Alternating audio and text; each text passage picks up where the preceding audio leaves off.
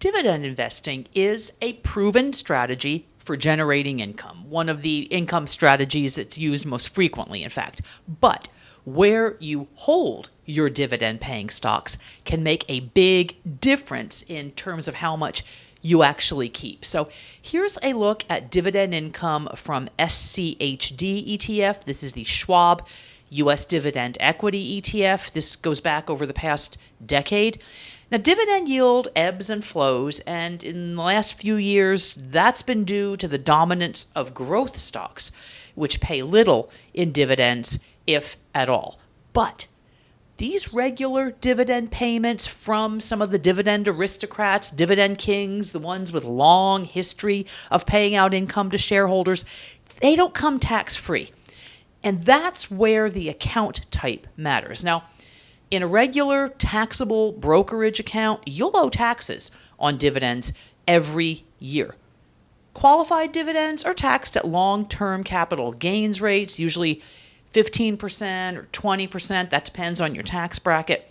And these are dividend payments from U.S. stocks or certain foreign stocks that you've held long enough to meet IRS rules. So that allows them to be taxed at the lower capital gains rates.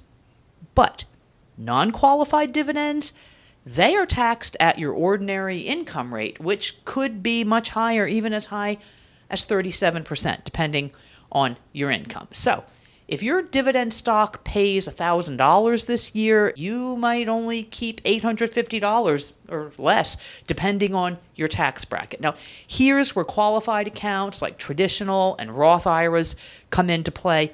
Inside these accounts, your dividends grow tax-deferred, or in the case of a Roth IRA, tax-free if you meet the withdrawal rules.